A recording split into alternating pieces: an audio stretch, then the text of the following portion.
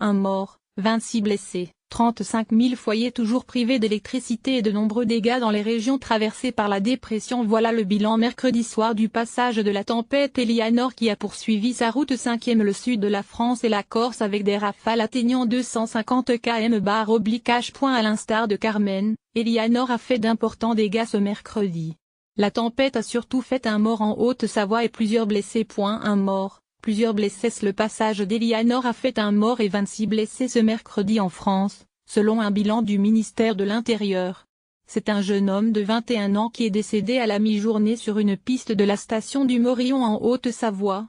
Une bourrasque s'est levée d'un seul coup, comme une mini-tornade déracinant l'arbre qui a tué le skieur, a expliqué Pascal Tournier, directeur de Grand Massif, domaine dont fait partie la station de Morillon.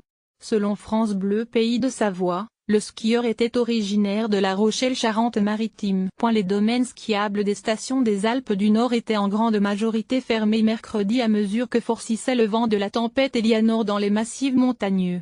Certaines pistes et remontées au bas des stations pouvaient toutefois être ouvertes en fonction des endroits et de leur exposition au vent. Selon un bilan provisoire établi par la sécurité civile, 26 personnes ont été blessées, dont 4 gravement, lors du passage de la tempête. 35000 foyers privés d'électricité. 35000 foyers étaient encore privés d'électricité mercredi soir, principalement en Lorraine 8000 et en Alsace-Franche-Comté 12 000. Selon le dernier décompte effectué par Enidi. Au plus fort de la tempête, la filiale d'EDF a comptabilisé quelques 225 000 clients impactés. Lire aussi. Tempête Eleanor. Des cris portés par le vent sauvent un homme enlisé dans la boue. D'importants dégâts. Comme Carmen, le passage d'Eleanor a provoqué d'importants dégâts. Mercredi soir, les sapeurs-pompiers dénombraient quelques 6 450 interventions. La Tour Eiffel, fermée à la visite une partie de la journée en raison de violentes bourrasques de vent, a rouvert en milieu d'après-midi mercredi. Des rafales à plus de 100 km/h se sont abattues sur la région parisienne. Un échafaudage dans le 17e arrondissement de Paris s'est tout simplement effondré. Incendie en Corse. Face à cette tempête venue d'Irlande, 20 départements restaient placés en vigilance orange par Météo France en début de soirée. Les côtes de la Manche et le littoral atlantique à l'exception de la Loire-Atlantique, du Calvados et du Morbihan pour un risque de vague submersion, ainsi que la Gironde, l'Eure et la Seine-Maritime pour un risque d'inondation. À l'est, ce risque persistait en Franche-Comté, ainsi que dans les Alpes du Nord, où le vent s'est calmé, mais où les pluies restent abondantes. Météo France mettait aussi en garde contre un fort risque d'avalanche en Savoie, Haute-Savoie et dans les Hautes-Alpes. Plus au sud, le vent menaçait toujours les Alpes-Maritimes, le Var et la Corse où les vents ont attisé l'incendie qui s'est déclaré mardi en Haute-Corse à Saint-André-d'Icotonne, brûlant 350 hectares. 2 autres incendies ont éclaté à proximité du village de Yatra et les habitants ont été confinés chez eux. 5 habitations ont été touchées par les flammes et 2 ont été détruites.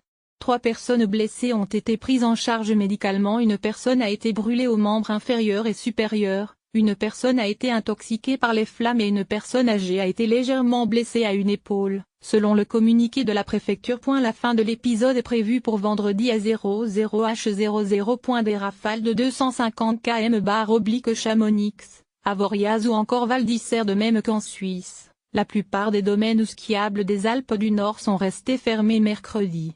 L'objectif est de mettre tout le monde en sécurité, les clients comme les personnels et de préserver le matériel, a expliqué à l'AFP le président de la section Savoie de domaines skiables de France, David Ponson. Des rafales ont atteint 250 km/h aux Arcs 2000 et couplé à la pluie, cela fait pas mal de dégâts, a-t-il souligné. Le risque d'avalanche est attendu au plus fort dans la nuit de mercredi à jeudi.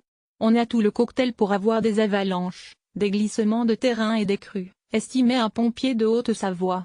Des coulées ont déjà isolé le village de la Grave dans les Hautes-Alpes. Certains accès aux stations ont été fermés pour la nuit, notamment celui de Val Thorens-Savoie, la station la plus haute, où la route restera fermée jeudi matin pour pratiquer des déclenchements d'avalanches préventifs. Des chutes de câbles électriques, d'objets et d'arbres sur les chaussées ont perturbé le trafic routier et ferroviaire dans plusieurs régions, la météo provoquant aussi des retards dans les airs. Le trafic a été brièvement suspendu sur les aéroports de Strasbourg et Bâle-Mulhouse. Des difficultés perduraient à Nice et en Corse où tous les vols au départ et à destination de Bastia, Calvi et Figari ont été annulés. Point de même que les traversées maritimes entre Marseille et l'Île-et-Rousse. Le trafic des terres a repris en revanche en Alsace, en Lorraine et en Normandie, mais pas encore en Savoie. À Paris, la Tour Eiffel, fermée en raison du vent violent, a rouvert en fin de journée.